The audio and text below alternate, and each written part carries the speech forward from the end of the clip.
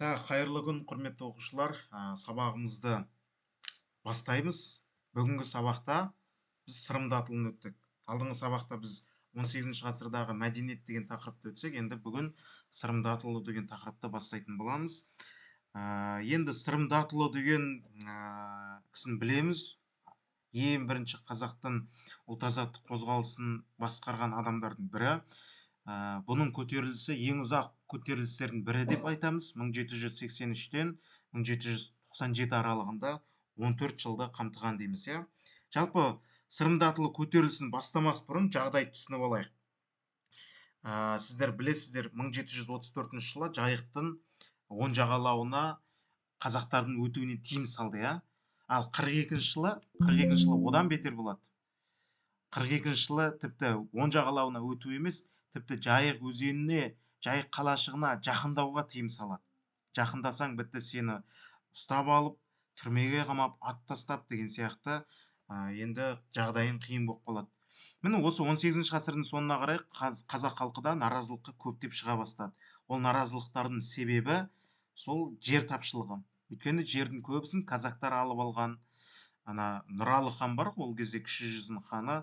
Нұралы хан қазақтар өзі қиналып жатса, ол Нұралы хан бәленбай жері шұрайлы жерлердің барлығын тартып алып, өзінің туыстарына бөліп берген, өзі иемденіп алған. Міне осындай жердің тапшылығы да наразылықтың тууының себебі дейміз. Одан қала бері жердің тапшылығынан жайылым жетіспейді. Тіпті казактар өзі әзер күн көріп жүрген қазақтардың ауылдарына барып, тонап, шабуыл жасап, қырып, міне осылай кететін болған. Сондықтан да қазақтар наразылыққа көптеп шыға бастады. Себебі осы дейміз. Енді оқушылар түсініп алайық. Жайық деген өзен, оң жағалауы мынау жақ, батыс жақ, еділ қалмақтар жақ, сол жағалауы қазақтар жағы, кіші жүз жағы. Енді 1734 жылдан бастап қазақтарды оң жағына өтуге тыйым салады. Себебін Ресей былай түсіндіреді. Оң жағында еділ қалмақтары бар. Сендер сол жағындасыңдар.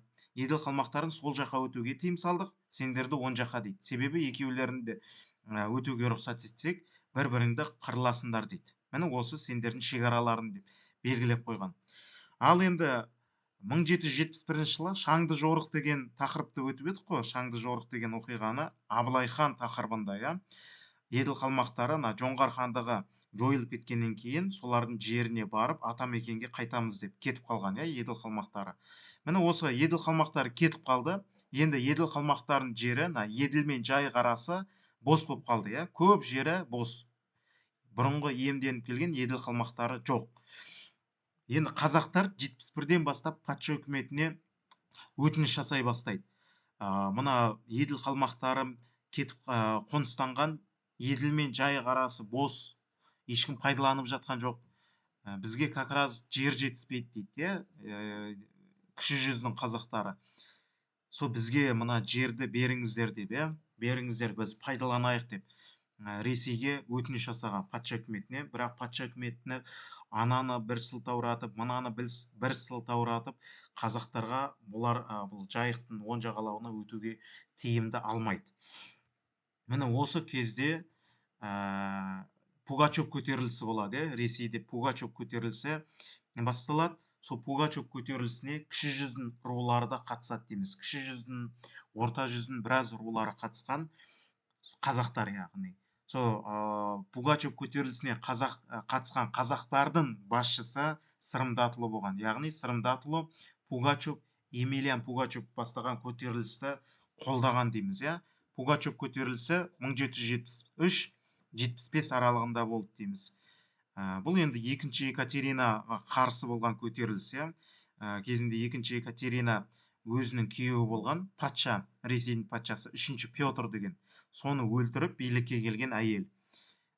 Кейіннен жайық өзені бойында, жайық аймағында Емельян Пугачев деген кісі өзін 3-ші Петрмін деп жариялап, халықты өзін қолдауға шақырып, мен 3-ші Петрмін, билікті қайтаруым керек деп, сол халықты сендіріп, көтеріліске шақырған. Енді Сырымды атылу ол 3-ші Петр бола ма, Пугачев бола ма, жалпы Ресейдің билігіне қарсы болғандықтан Сырымды атылу осы көтерілісті қолдайды дейміз. Кіші жүздің, орта жүздің біраз рулары қатысқан, сырым датұлы бастаған көтеріліс Пугачевті қолдаған дейміз сол кезде. Сол кезде сырым датұлы көтерілістің қалай жасалу керегін үйреніп, былай тәжірибе жинайды көтеріліс жасаудан, иә. Енді кейіннен Пугачев көтерілісі басылады 75-те. Және Пугачев көтерілісін есімін, жалпы Пугачев көтерілісінің есімін жою үшін патша үкіметі Жайық қаласын Орал деп өзгертеді. Жайық казактарының атын Орал казактары, Жайық қаласын Орал деп өзгертеді. Жайық өзенінің атын Орал деп өзгерткен. Түсінікті ғой. Себебі Жайық деген сайын халықтың санасында Жайық пен Пугачев көтерілісін ассоциацияланып жатталып қалған. Жайық деген сайын сразу Пугачев көтерілісі еске түсетін болған. Сондықтан ол Жайық деген сөзді Орал деп өзгертеді дейміз, иә. Есімін еске түсірмес үшін Пугачевтың. Пугачев көтерілісі аяқталғаннан кейін 76 жылдың жазына қарай біраз уақыт тыныштық орнайды. Жазалаушылар келмейді. Бірақ Пугачев көтерілісі басылғаннан кейін осы көтеріліске қатысқан үшін кіші жүз қазақтарына отаршылдық қысымды күшейтеді Ресей. Неге сендер қатысасыңдар, демек сендер де сенімсіз болып тұрсыңдар ғой деген сияқты оларға салықты көбейтеді. Түрлі былайша айтқанда көтеріліске қатысты деген желеумен біраз қазақтардың ауылдарын ойрандап төңкеріп кетеді дейміз, иә. Ал енді сырым датұлының көтерілісінің негізгі себептері: бірінші, шекарадан өткен қазақтарды өте қатаң жазалайды, ат тастайды, өлтіріп тастайды шекарадан өткендерді, иә. Шекарадан өткені үшін ғана. Сосын мысалға бір ру бекініске шабуыл жасап, казактармен соғысып кетсе, сол ру үшін кез келген адамды жазалай беретін болған. Мысалға кез келген, сен мысалға қылмыс жасасан, сенің досыңды көріп қалса, сол досыңды өлтіріп кетеді, қырып кетеді казактар. Сондықтан да енді қазақтардың үлкен наразылығын туғызады. Біреудің ісі үшін неге біз жауап беруіміз керек деген сияқты, иә. Сол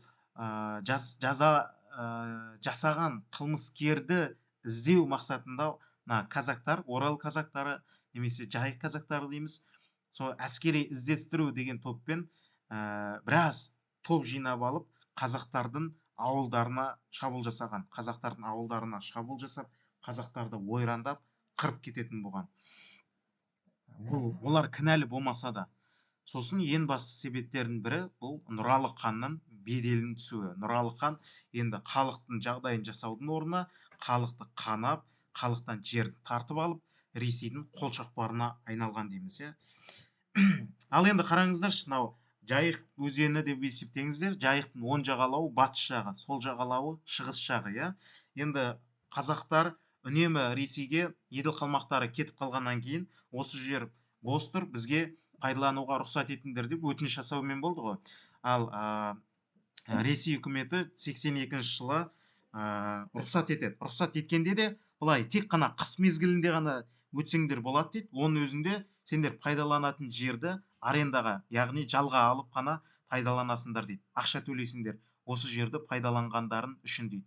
Негізі бұл бұрындары қазақтың жері болды ғой. Сонда өз жерін өзі арендаға алып, тек қыс мезгілінде ғана өтуге рұқсат етіп пайдаланғызып жатыр. Енді пайдаланғызып жатып бұл жақсы, мақұл.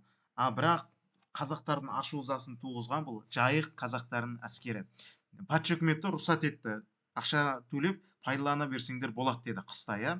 Бірақ енді қыста қазақтар өтіп пайдаланамыз деп өткен қазақтарды жалға беріп болсын, біз енді ақша беріп болсын пайдаланайық деп өткен қазақтарды былайша айтқанда мазақ қылған казактар, Жайық казактары мазақ қылып, олардан малдарын тартып алып, былайша айтқанда әйел бала шағаларын қорлап деген сияқты. Сөйтіп енді 4000-нан астам жылқыларын тартып алған қазақтардың.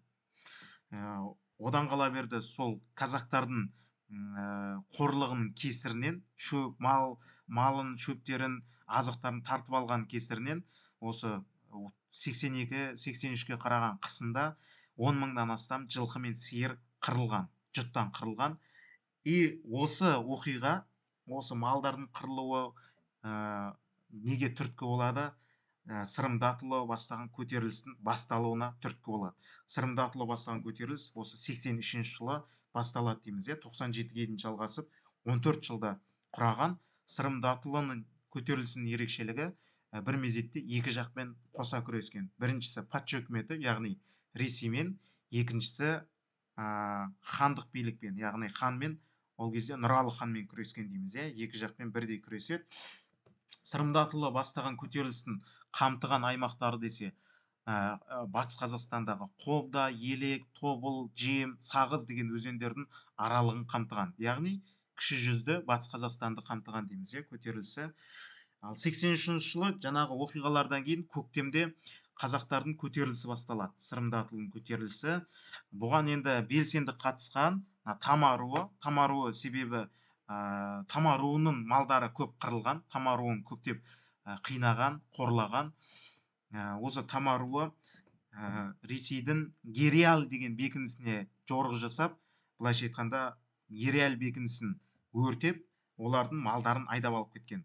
Міне осы оқиғаны Орынбордың басшылығы, яғни Орынбордың коменданты естіп, қатты ашуланып, казактардан үлкен жазалаушы әскер құрып, оның жанына 1000 башқұрттың сарбазын қосып, қазақтарды, көтерілісшілерді жазалауға жібереді ғой. Сөйтіп бұлар көтерілісшілерді жазалайды. Сөйтіп 56 адамды тұтқынға түсірген. Оның құрамында Сырымдатұлы да бар. Сырымдатұлы да тұтқынға түсіп қалады. Сөйтіп бір 5-6 ай тұтқында жатады. Оны Нұралы хан шығарып алған. Сырымдатұлының тұтқыннан құн төлеп шығарып алған. Неге шығарып алды? Себебі Сырымдатұлы Нұралының күйеу баласы болған. Сөйтіп шығарып алады. Бірақ Сырымдатұлы тұтқыннан шыққаннан кейін де көтерілісін тоқтатпайды, жалғастырады, және Нұралы ханға да қарсы көтерілісін тоқтатпайды. Нұралы хан тұтқыннан босатып алған Нұралыға қарсы да Сырымдатұлы көтерілісін тоқтатпаған. Себебі енді туыспыз деп тұрған жоқ, бұл кәдімгі әділдік үшін, теңдік үшін күрескен дейміз, Сырымдатұлы.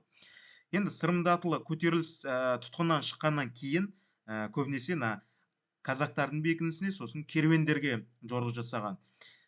Ресейден Орталық Азияға баратын керуендер бар ғой, керуен деген үлкен тауар тиеп алған үлкен топтарды айтамыз, саудагерлерді айтамыз. Сол өтіп бара жатқан керуендерді тонаған. Бұл оқиға, бұл Сырымдатұлы көтерілісі Ресей мен Орта Азия арасындағы сауданы біраз уақыт тоқтатады, яғни әлсіретеді сауданы. Одан қала берді Сырымдатұлы жайықтың арғы бетіндегі Қарағайлы деген бекіністі шауып, былайша айтқанда өз бақылауына алады. Қарағайлы бекінісін жаулап алады Сырымдатұлы көтерілісшілері. Осы Қарағайлы бекінісін Орынбор мен Елек деген бекіністің арасындағы байланыстырушы бекіністі. Осыны жаулап алғаннан кейін Орынбор мен Елек өзені арасындағы байланыс тоқтап қалады дейміз, байланысты үзеді. Қарағайлы бекінісін жаулап алу арқылы. Жалпы Сырымдатұлы көтерілісі 7000 адамға дейін қамтыған, яғни жалпы саны 7000 адамды құраған көтерілісшілердің жалпы саны. 85 жылы Қарағайлы бекінісінен кейін Сахарная деген бекініске қамалға шабуыл жасайды. Бірақ бұл қамал шабуылы Сырымдатұлының сәтсіздікке аяқталады, сәтсіз болып. Сол шабуылда Айшуақ сұлтан тұтқынға түседі. Айшуақ сұлтан сол Ресейдің қолына тұтқынға түсіп қалады.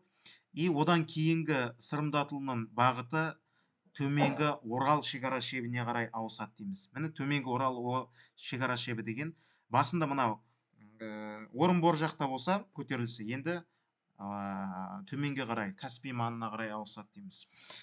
Бұған енді Сырымнан 2700, Барақтың 2000, Тіленші батырдың 1500-ға жуық адаммен қатысқан казактардың 3 жазалаушы казак отрядына қарсы дейміз. 85 жылы төменгі Орал шекара шебі маңында 3 жазалаушы казак отрядымен Сырымдатұлы, Барақ, Тіленші бастаған отряд көтерілісшілер соғысады. Бірақ енді қазақтар шегінуге мәжбүр болады дейміз. Сырымдатұлы бастаған көтерілісшілер шегініп кетеді. Өйткені себебі енді көтерілістің қаруы тең болмады.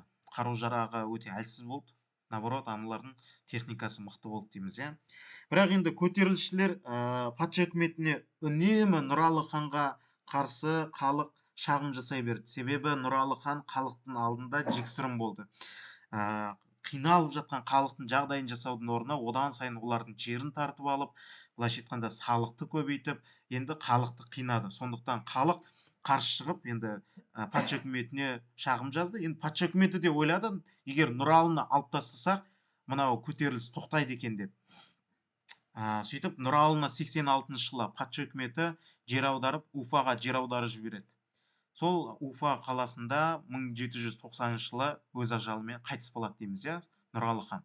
Ал енді Нұралы қайтыс болғаннан кейін, енді Сырымдатұлына кішкене тоқталып кетсек, Сырымдатұлы бала кезінен бастап өте ақылды, мықты данышпан болған, ел билеу ісіне араласа бастаған, түрлі мәселелерді шешкен, сондықтан халық оны бала би деп атаған. Сырымдатұлын руы Байбақты руы дейміз. Сырымдатұл көтерілісіне енді әр түрлі халықтың топтары қатысқан, қарапайым халықтан бастап старшын, билер, батырлар, сонымен қоса сұлтандар да қатысқан. Жаңа Айшуақ сұлтан, одан кейін Жантөре сұлтан да Сырымдатұлын қолдап, осы Сырымдатұлын көтерілісіне қатысқан дейміз, иә. Енді Сырым туралы ағылшынның журналисі, атақты ғалым, саяхатшы Дмитрий Чарльз Бульжер деген ғалым бар, саяхатшы, журналист ағылшынның. Ол комментария қалдырады: Сырым батыр жігерлі, терең ойлы, қайратты, батыл, тапқыр, айлалы, ерекше тұлға деп баға берген дейміз, иә, Сырым жайлы Бульжер. Енді көтерілісшілердің негізгі талабы бұл қазақ жерін тартып алуын тоқтату и хан сұлтандардың озбырлығына тыйым салу болды. Негізгі талабы патша үкіметіне берген. Патша үкіметі ойланамыз деді. Себебі ол кезде 1784-тен бастап Орынбор губерниясының Орынбордың басшылығына Игельстром деген кісі келген. Игельстром бұл енді күрделі тұлға. Бір жағынан қазақтардың жағдайында түсіне білген, қазақтар жайлы жаны жайсан, ақкөңіл халық деп сипаттаған, қазақтардың былайша айтқанда қазақтарды кішкене болсын түсіне білген орыстың бір шенеунігі деп айтсақ болады. Бұл енді реформа ұсынған, жаңағы Нұралы ханды тақтан алып тастағанда осы кісі Игельстром. Бұл реформасы бойынша кіші жүзде хандық билікті толық жою керек деп санаған. Кіші жүзде хандық билікті жоямыз деген. Бірақ бұның реформасына сол сұлтандар қарсы болады. Себебі сұлтандар ханның тұқымдары ғой. Хан болуға құқысы бар топ дейміз, иә. Енді Игельстром Сырымдатұлымен кездесіп, Сырымдатұлына айтады: мен реформа жүргізем дейді. Ол реформа сендерге ұнайды дейді, сендердің көтерілістерін тоқтайды дейді, содан көтерілістерін тоқтатыңдар дейді. Біз енді бұл реформа бойынша хандық билікті жоямыз дейді. Кіші жүзді үшке бөлеміз дейді. Батыс, орталық, шығыс деген аймақтарға бөлеміз. Сол арқылы былайша айтқанда кіші жүзді басқарамыз дейді. Сосын кіші жүзді басқару үшін расправалар құрамыз дейді. Расправа яғни бір атқарушы билік болады дейді. Кез келген мәселелерін солар шешіп отырады дейді. Шекаралық сот құрамыз дейді Орынборда. Кез келген даулы мәселелерді сол шекаралық сот шешетін болады дейді. Расправа деген енді бір ғана орган емес, түрлі былайша айтқанда адамдар кіреді дейді оны басқаруға. Солар ақылдасып басқарады дейді. Шекаралық сот та сондай дейді. Түрлі былайша айтқанда старшындар, рубасылар кірсін дейді оларға. Сөйтіп кез келген мәселе, даулы мәселені солар шешсін дейді. Заң бойынша, әділдік бойынша шешсін дейді. Және Игельстромның реформасы бойынша кіші жүзде 3 қала саламыз дейді, немесе 2 қала саламыз дейді, бірнеше мектеп, мешіттер салып береміз дейді. Оған Ресей тарапынан қаржы бөліп берем дейді Игельстром. Сырымдатұлы бастаған тағы басқа кіші жүздің белді адамдарына. Бірақ енді Сырымдатұлы айтады, расправа, пасправа, шекаралық соттың орнына давай билер кеңесін құрайық дейді. Хандық билікті жойып, билер кеңесін құрайық. Билер деп жақсы ақылды адамдар, данышпан адамдар, соларға билікті берейік, солар басқарсын дейді. Кеңесіп, бір-бірімен кеңесіп, ақылдасып дейді. Енді Игельстром айтады, ол шекаралық сот қой дейді. Билер кеңесі шекаралық сот, давай ол билер кеңесі емес, шекаралық сот деп соған құрайық. Сол шекаралық сотқа кірсін дейді. Мықты адамдар, рубасылар, рудың старшындары болса, соған кірсін дейді. Сөйтіп игельстромның реформалары ішінен тек осы шекаралық сот құруға ғана келісім береді дейміз. 86 жылы Нұралы ханды биліктен тайдырғаннан кейін билік, кіші жүздің билігі шекаралық сотқа беріледі дейміз. Шекаралық сотқа сол кезде 6 рубасы кірген дейміз. Яғни старшын дейміз. Расправа құруға үзілді кесілді қарсы болады сұлтандар. Расправа бұл енді отарлау жүйесінің бір органы ғой, Ресейдің бір басқарушы жүйесі дейміз. Кейіннен игельстромның реформасы сәтсіз болады. Жалпы 18 ғасырда сәтсіз болған реформа десе игельстромның реформасы дейміз. Себебі игельстромның реформасының мәні кіші жүзде хандық билікті жою ғой. Ал кіші жүзде хандық билік қайтадан қалпына келеді. Нұралы 86-да жер аударылғаннан кейін кіші жүзде хандық билік жойылады. 5 жылдан кейін Ералы хандыққа келеді ғой. 91 жылы қайтадан хандық билік қалпына келеді. Сонда игельстромның реформасы сәтсіз аяқталды деген сөз. Кіші жүзде қайтадан хан пайда болды деген сөз ғой. Енді қайтадан хандық билік қалпына келгеннен кейін Сырымдатұлының көтерілісі қайтадан басталады, жалғасады. Сырымдатұлы енді 92 жылы Елек қорғанысына шабуыл жасайды. Сөйтіп Елек қорғанысының Елек бекінісін 1000 сарбазымен басып алады. Одан қала берді Красногорск бекінісіне шабуыл жасайды, бірақ Красногорск бекінісін басып аламайды. Себебі Красногорск бекінісі өте қорғанысы мықты бекініс болған. Сондықтан Сырымдатұлы жеңіліп қалады ол бекіністе. Бекіністе жеңіліп қалғаннан кейін көтерілісшілер қайтып келеді. Себебі оған дейін көтерілісшілер Бұхара хандығы тарапынан кішкене қолдау тауып отқан. Сол қолдау тоқтап қалады, қолдау болмай қалады көтерілісшілерге.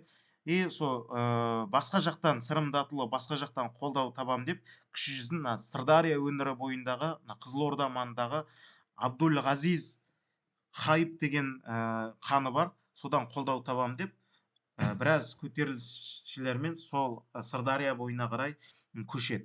Бірақ көптеген көтерілісшілер Сырымға ерген о жаққа қарай көтерілісшілермен бірге ермейміз дейді. Себебі енді туған жеріміз тастай алмаймыз, үйіміз бар, мына жақта малымыз бар, мал мүлкіміз бар, оны тастап кете алмаймыз деп көп көтерілісшілер осы кіші жүзде қалып көтеріліс кішкене әлсіреп қалады. Аз ғана сарбазымен Сырдарияға қарай былайша айтқанда сапарға кетеді дейміз, Сырымдатұлы. Осы оқиғалар барысында Ералы 91-94 аралығында кіші жүзді басқарады. 94 жылы Ералы қайтыс болып, оның орнына Нұралы ханның баласы Есім келеді. Есім 95-97 аралығында кіші жүзді басқарған. 97 жылдары енді қайтадан Сырымдатұлы күшейіп, көтерілісшілерді қайтадан жинап, хан ордасына шабуыл жасайды. Есім ханның ордасына 97 жылы. Есім хан ордасына шабуыл жасау барысында сарайында абайсызда енді көтерілісшілер Есім ханды өлтіріп алады. Негізі бұған дейін болмаған. Хан баласы қараның басын алады. Қара ханның басын алғанын қашан көрдім деген сөз бар ғой. Ешқашан ханды өлтірмеген негізі қазақтар. Бірақ Сырымдатұл көтерілісі барысында Есім ханды өлтіреді. Кәдімгі Шыңғыс тұқымын өлтіреді, қара халық. Бұл енді үлкен былайша айтқанда не туғызады, наразылық туғызады. Тіпті сұлтандар тарапынан ғана емес, халық тарапынан да үлкен наразылық болады. Сонымен Сырымдатұлы енді көтерілісі ыдырап, қашуға мәжбүр болады дейміз. Өйткені тек патша үкіметі емес, кәдімгі қазақтардан көптеген сұлтандар Сырымдатұлды қолдаудан бас тартады. Себебі кімді Есім ханды өлтірді ғой. Сөйтіп Сырымдатұлы Хиуаға қашады дейміз. Ал Есім хан қайтыс болғаннан кейін кіші жүзде екі хан пайда болады. Айшуақ және Қаратай. Айшуақ бұл патша үкіметі бекіткен хан дейміз. Патша үкіметі ресми бекіткен хан. Ал Қаратай бұл төменгі жайық бойындағы қарапайым халық көтерген хан дейміз. Екі хан пайда болады кіші жүзде. Ал Сырым осы Есім хан қайтыс болғаннан кейін 97 жылы Хиуа хандығына қашады. Сол Хиуа хандығында жүрген кезде оның енді қарсыластары сол жаққа әдейі адам жіберіп, сол жақта Сырымды 1802 жылы өлтірген дейді. тамағына у қосып беріп өлтірген дейді, кейде басқа бір жолмен өлтірген деген мәліметтер бар. Ал енді сырымдатылының көтерілісінің неге жеңіліп қалды? Ең басты себебі сырымдатылы көтерілісі бір емес, екі бағытта болды. Бірінші патша үкіметіне қарсы, яғни Ресейге қарсы бағытта болды. Екінші хан сұлтандарға, яғни Нұралы ханға, Есім ханға, Ералы ханға бағытталды дейміз. Осы себептен де екі жақты болғандықтан екі жақпен күресуге мәжбүр болып әлсіреді дейміз. Ал тағы басқа себептері бұл күшті бір ұйымдасқан көтеріліске айнала алмады.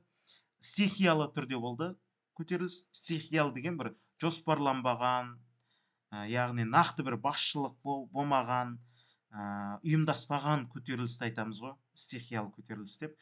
Сосын жасақтар, әртүрлі жасақ бытыраңқы болды. Бытыраңқы, ар жақта барақ, мына жақта тіленші, мына жақта сырымдатылы. Енді анда-санда бір рет қосылып қояды, бірақ негізінен бөлек соғысты дейміз, иә. И сосын руаралық алауыздық та болды. Бір рулары біріксе, былайша айтқанда, бір мүдделері сәйкес келмей қалып, соғысып, кейбір рулар Нұралыны қолдап, ханды қолдап кетеді деген сияқты, иә. Старшындардың бір бөлігі қолдамады. Міне осы себептерден де көтерілісшілер жеңілді. Енді ең басты жеңілудің бірі де нашар қарулануы ғой сырымдатылының. Енді сырымдатыл көтерілісі 14 жылға созылды. 14 жылда бәлем қазақ қырылды. Бұдан бір пайда болды ма? Или қазақтар бекерден бекер қырылып қалды ма? Деген сұрақ келеді ғой. Сол кезде пайда болды дейміз. Себебі олардың қырылғаны ештен еш кеткен жоқ. Осы Ресей үкіметі көтеріліс тоқтамаған соң амалсыздан 1801 жылы Еділ мен Жайық арасын қазақтарға береді. Түбегейлі береді Еділ мен Жайық арасын. Осы Еділ мен Жайық арасында қазақтарға Бөкей ордасы деген үлкен хандық құрып береді. Әбілқайырдың баласы бар, Бөкей деген. Соны хан қылып Бөкей ордасын құрып береді. Бөкей ордасы Еділ мен Жайық арасында құрылады 1801 жылы. Павел деген Ресейдің императоры құрған дейміз, иә. Бөкей ордасын кейде ішкі орда дейді, кейде кіші орда деп те келеді, иә, басқаша аты. Міне сырымдатылы көтерілісінің ең басты жетістігі осы Бөкей ордасын құрып берді. Еділ мен Жайық арасын берді дейміз, иә, қазақтарға. Міне Еділ мен Жайық арасы қазір көп бөлігі қазақтардың жері дейміз қазір.